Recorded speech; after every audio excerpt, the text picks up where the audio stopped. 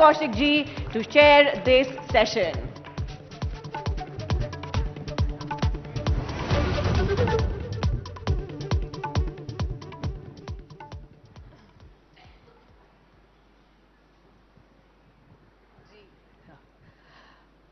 I was thinking, how does one describe Bhumi?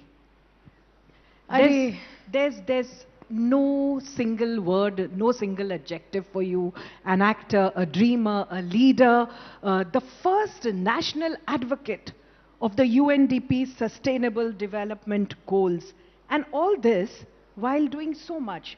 3 Filmfare Awards, making it to the list of the 100 most attractive women, and also the Forbes 30 and the 30. The list seems to be endless and intimidating. But ladies and gentlemen, this is Bhumi Padnekar for you. Bhumi, welcome to Ideas of India. Ma'am, thank you so much. That was such a... I'm very, very grateful for the introduction that you gave. I think my parents must have really predicted the future when they named me Bhumi, because I don't think there can be anything that can describe me better than what my name means.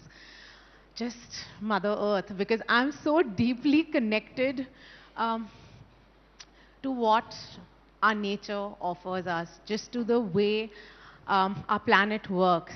And everything that you learn from that behavior, humility, being grounded, being nurturing, giving. And those are the traits that I try and embody.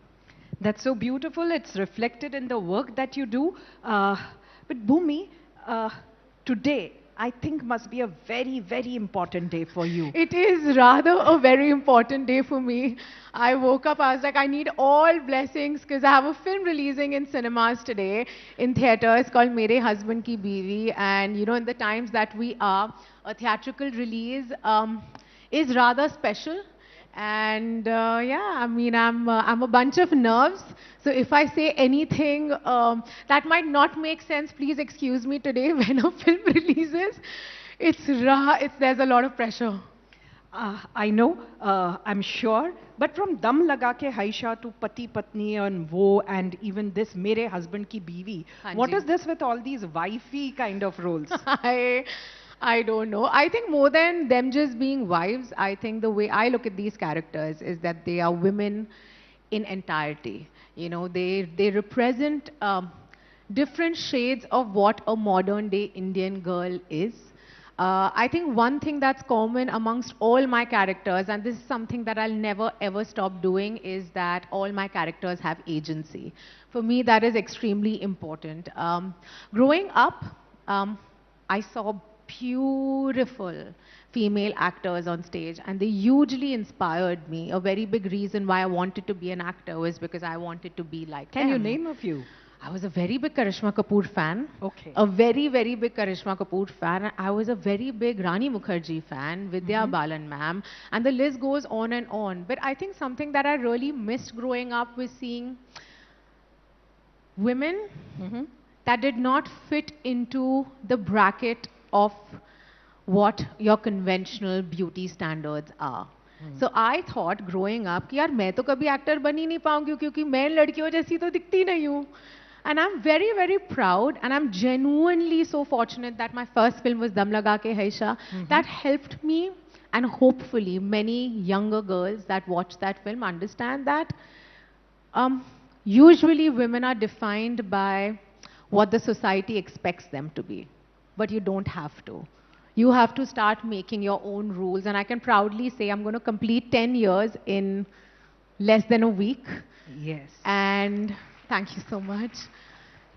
And I think something that I've learned, and it was rather hard, is that I have to make my own rules. I have to create my own room. I have to create my own conversation, because many a times there might not be ears that resonate with what I'm saying.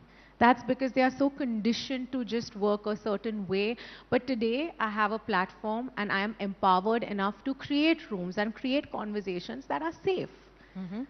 But Bhumi, you are in the list of 100 most attractive women. Look, What what makes changed? you? How did this change happen? I'm sure every woman in this room would want to know. Honestly, when I look back to how I was in Dam Laga Ke Aisha, I think I was extremely, extremely beautiful. You have to trust me, when I went through that transformation, I gained about 40 kilos for the film. And I did not even realize it till I saw myself on screen. Because nothing in my ecosystem changed. Nobody treated me differently within my family and friends that made me feel like, oh, there's something wrong with me. And I think it was that confidence with which I played that character. And I'm very humbled that people think I'm attractive, but it's not about your external beauty. I think it is about the person that I am.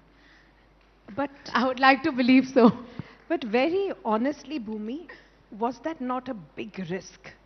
I mean, getting your entry-level film as an overweight young girl, I mean, everybody would probably run for only the opposite kind of a role. Ma'am, honestly, when I was growing up, I didn't ever imagine that I'm going to debut with a film like Dam Laga Ke Haisha. I wanted to do all the quintessential parts, right? I was like, oh, I want to like... But then why did you choose it? Because, okay, I'm going to be very honest. Your first film is not something you choose, it chooses you.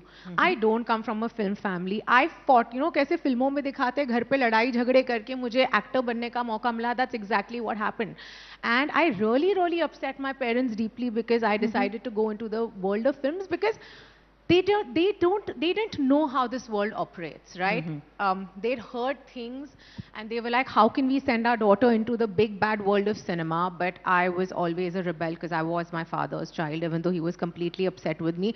But I went ahead and I got into the world of movies. But the thing is, I didn't really have a choice. If they would have told me, बाल मुंडवा लो अपनी पहली film के लिए, ma'am मैं वो भी कर लेती. But someone actually came to you and told you that please put on weight? हाँ जी. That's exactly what happened. And the beauty of it is, see, this is how the universe works, right? The beauty of it is that I was casting for that film, because I was a casting director for 4 years in a beautiful studio called Yash Raj Films.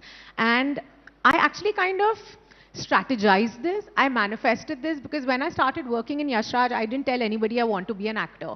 I was an assistant casting director then, but I was like, I will be so damn good in every audition that I conduct that they'll come and tell me, Bhumi, why don't you try being an actor? And that's exactly what happened. When the script came along, Mr. Aditya Chopra, who I'm deeply, deeply indebted to, went and told my friend and the head casting director of Yash Raj Films, Shanu Sharma, that, you know, I've heard Bhumi conduct auditions. Why don't we audition her? And Shanu was like, sure, like, you know, let's try it. And that happened.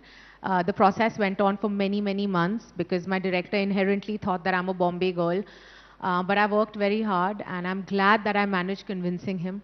And whatever happened, the rest is history. Dam Laga Ke Haisha changed my life. I don't think I would have it in any other way. Was I to go through that experience all over again and play that beautiful overweight girl, I would do it. I would not want any other debut but Dam Laga Ke Haisha. Bhumi, you say that you can't choose your first film, the film chooses you. At least when you don't come from a film family. Yes, and I think everyone agrees with that, but then have you chosen the kind of roles you've played? Because we've seen you in very different portrayals. You have even played a closeted lesbian, you have played that dedicated journalist woman. Dam Laga Ke Haisha, of course, like you said, probably chose you. But then the kind of films that you have done have been of very powerful women. So did you specifically choose these roles? Did you say no to some roles then?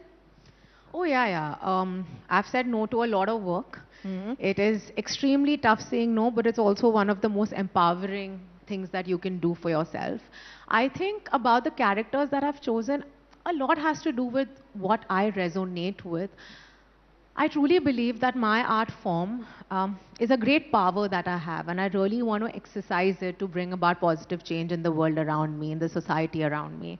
All my films that happened post Dam Laga Ke Haisha, going into Toilet Ek Prem Katha, Shubh Mangal Savdhan, Son Chiriya, Bala, Sant Ki Aag, Pati Patni Aur Wo, Badhai Do, my last film, Mere Husband Ki Biwi. As I said when we started speaking, that one thing that's common in all these girls is that they all have agency. And I'm very fortunate that I've had an opportunity to play such diverse parts. But I think I always see characters that I feel can be inspiring. I always see characters that have something more to do than just entertainment. I always seek stories that truly would leave behind an impact. And honestly, I'm a very purpose-driven person. I think my purpose is to bring about positive change with my art form. Look, I'm a very, very fortunate person. I have a huge platform. And if I don't exercise that platform for betterment, for making this world a better place, then to me, I would not be successful. I really want to know which are the films you said no to. Well, I'm not going to say that. But let's put it another way. Where else would we have seen you, but we didn't see you? well, I'm not even answering that. I know I'm very exhausted from all the promotions, but my brains are still functioning fine. I'm not giving you a clickbait headline. And also, I don't want to offend any other girl that must have done that film. Look, all our trajectories cannot be the same. All our choices cannot be the same. And I do not feel that anybody else's body of work is any lesser. Because that's not okay. I'm a hard girl's girl. And everybody's journey cannot be same. I got very lucky because my first film was Dam Laga Ke Haisha. And in that film, I got credibility as an actor, because of which I got heavy duty performance parts. Yeah. You know, and maybe a colleague of mine might not have had that journey, but you know, she has tried to prove herself film after film, and I would not want to belittle anybody else's work. I appreciate that. Apart from the powerful roles which you've played in your films, you've been a kind of a, I will not use the word rebel, but powerful in your stand even within the industry. And what comes to my mind first is the gender pay gap. Yeah. So what is it like? And after you spoke out about it, did things change for you? They did, but is the change huge enough? Not at all. Look, I don't think it is just our industry. I don't think it's just the acting fraternity or the films per se. There's a gender pay gap everywhere. You look at a woman CEO and you compare her to the salary that a man in a similar position would get, there is a gap.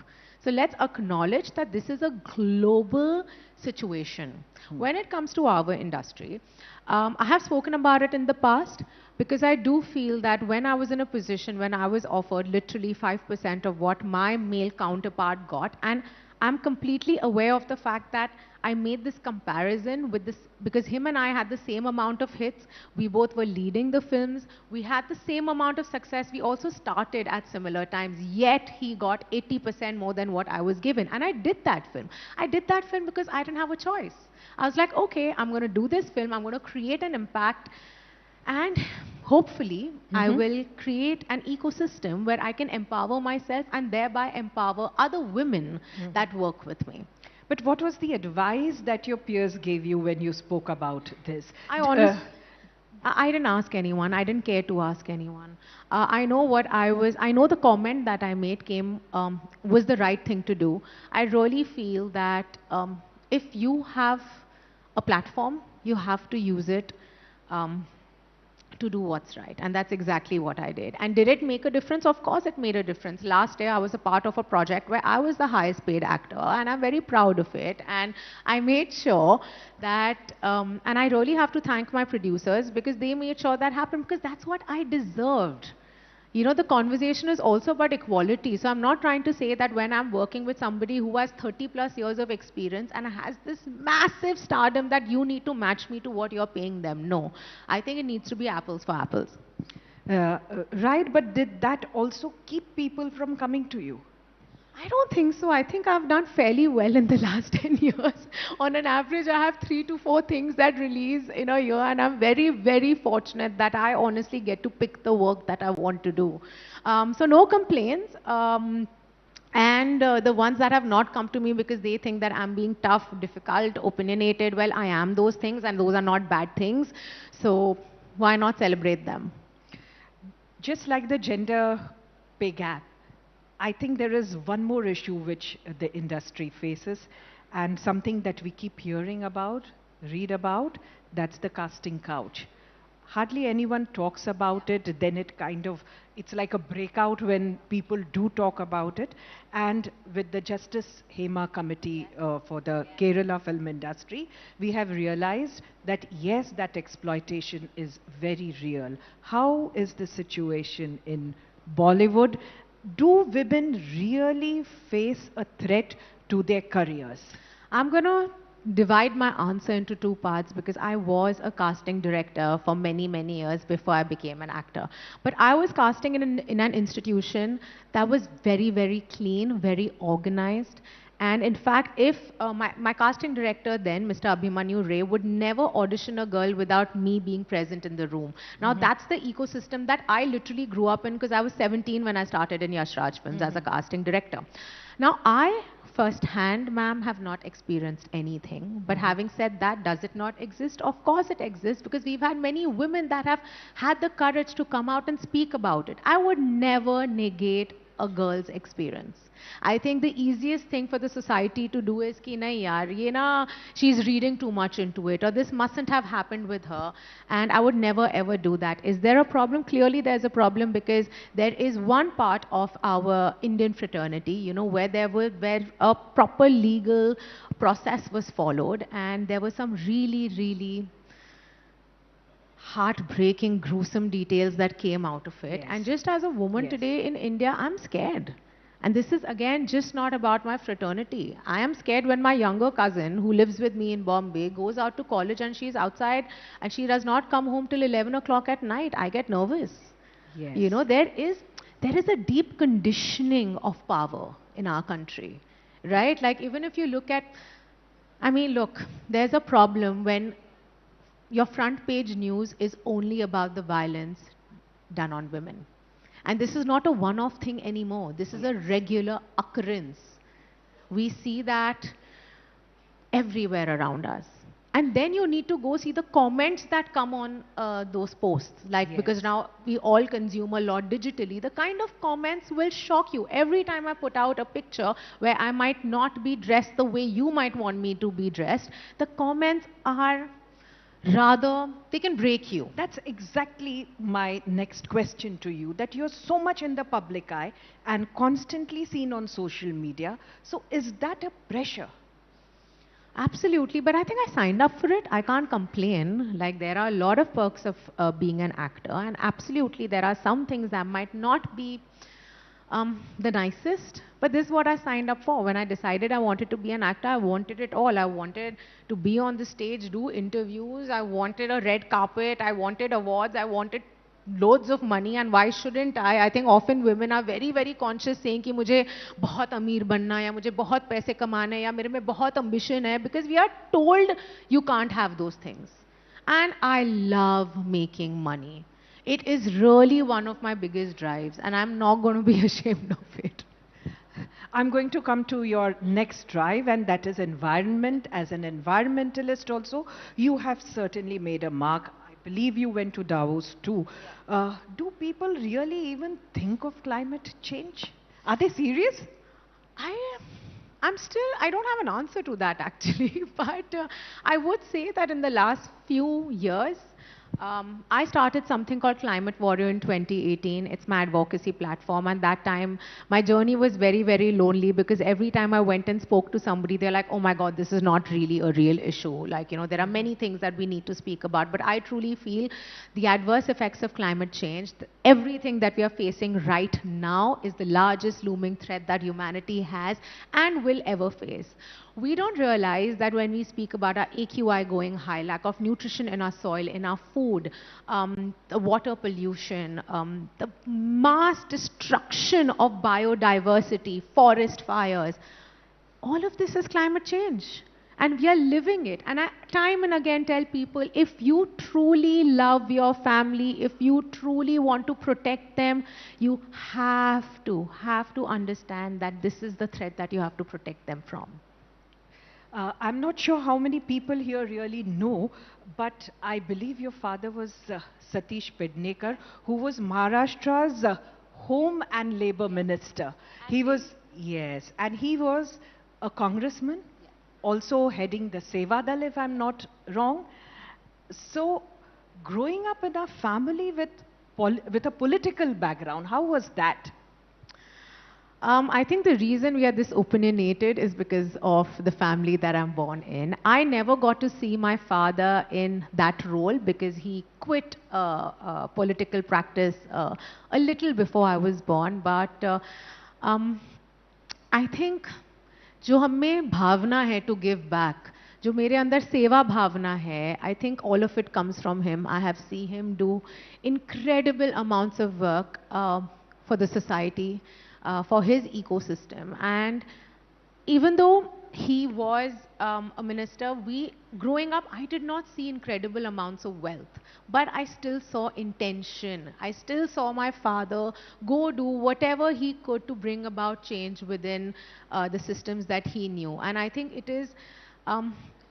it's that spirit of his that lives on in us. I lost him in 2011. We were very, very young. But every part of me is him. I'm his learning. And I really hope wherever he is, he's very proud of me. I'm sure he is.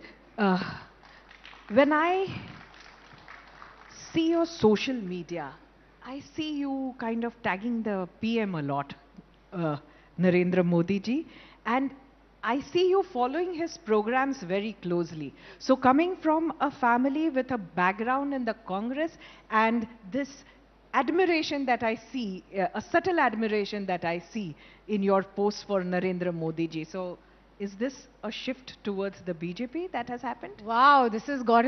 Ma'am, I have to tell you that I have extreme regard for our Honorable Prime Minister. I was very fortunate to actually have been a part of Pariksha Pe Charcha. And it was such a beautiful session because we had a very young audience in front of us, and we spoke about his book, The Exam Warriors, and there were so many brilliant lessons that I also adopted within my life, right? Like he says, don't be a warrior, be a warrior. And I think just to be a part of a platform like so, where you can connect with the youth of this country was truly an opportunity that I really, really celebrated. And well, where my father's lineage is concerned, I'm sure he would be very proud of whatever my values are today.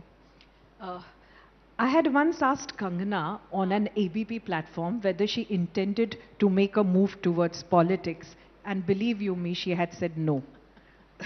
So, but actors do find their way into politics, and you have that in your blood in a way. Absolutely. You are a leader in your own right. So what are the chances of we seeing you donning that hat too?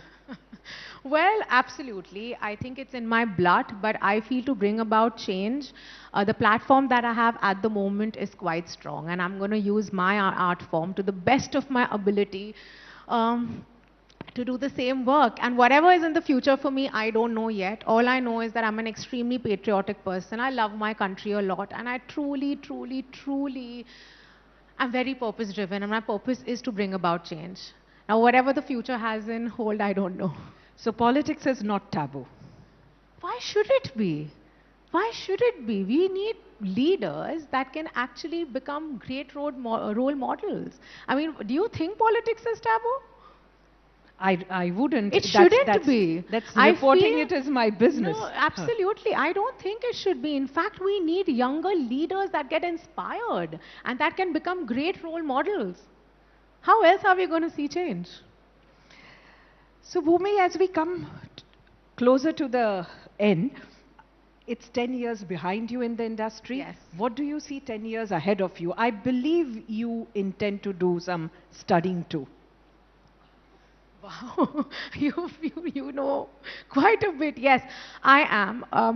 I think I constantly want to be learning. Knowledge is power. You know, people often ask me, what's the end goal? I don't know what the end goal is.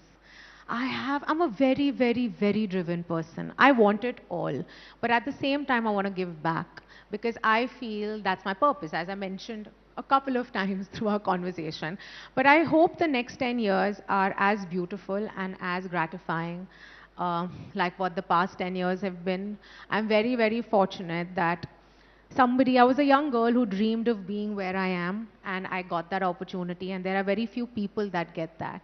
The fact that I can wake up every day and I still do something that I love so much, I'm just full of gratitude. I remember there was a time in my life after I lost my father. Sorry, I'm getting a little vulnerable, but I feel like I can share this. When we lost Dad, we didn't know how would we survive as a family. It's tough. Um, but that experience taught me that I'm a very resilient person. I became the primary caregiver. I'm the primary caretaker of my family. I have a beautiful family with my mother and my sister.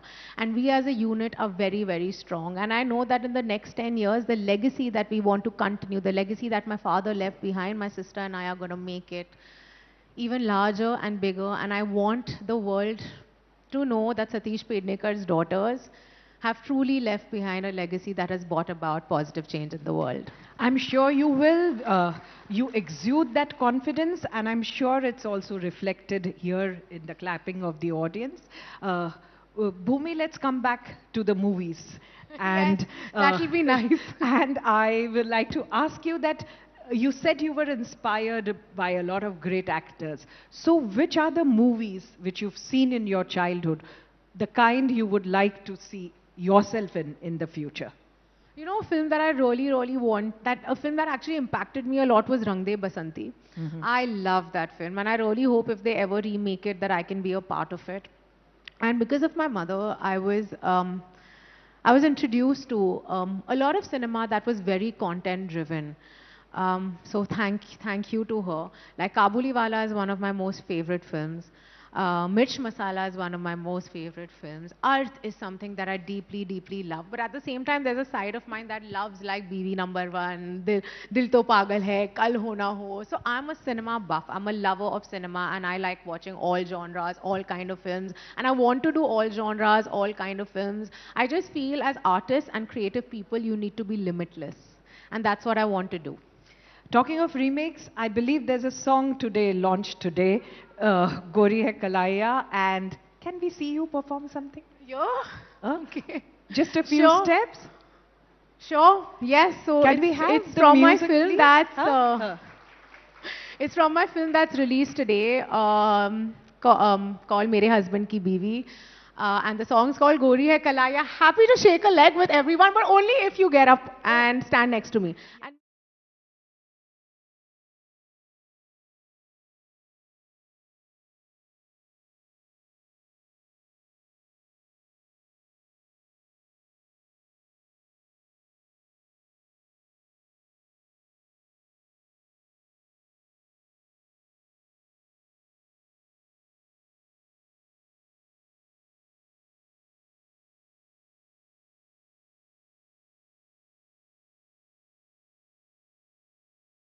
Thank you very much, Bhumi, and all the best wishes for the film. thank you so much. Thank you for listening to me patiently. Really, really appreciate it. And thank you, ABP, for having me and for all your support through the last 10 years. Thank you.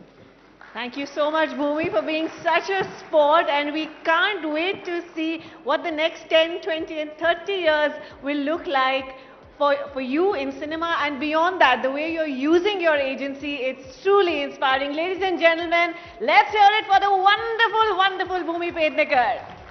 And may I please invite on stage Mayank Agrawal, CEO, Gallant Group of Companies, as well as Jyoti Mendon, Head of Media Marketing, Orient Bell, to please present Bhumi with a token of our appreciation.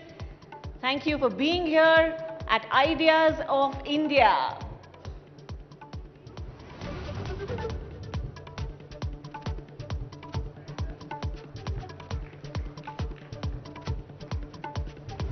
बहुत बहुत धन्यवाद भूमि एक बार फिर. A round of applause, ladies and gentlemen. And like she said, and let's hope we're all watching it very, very soon. Thank you, Bhumi, and thank you, Sarita ji, for a wonderful session as well. Thank you. So, of course, we in India love our movies, we love our actors. और एक दूसरी चीज है जिससे हम लोगों को बहुत प्यार है और वो है khana. Those of you who were thinking cricket are proven wrong. We love our food.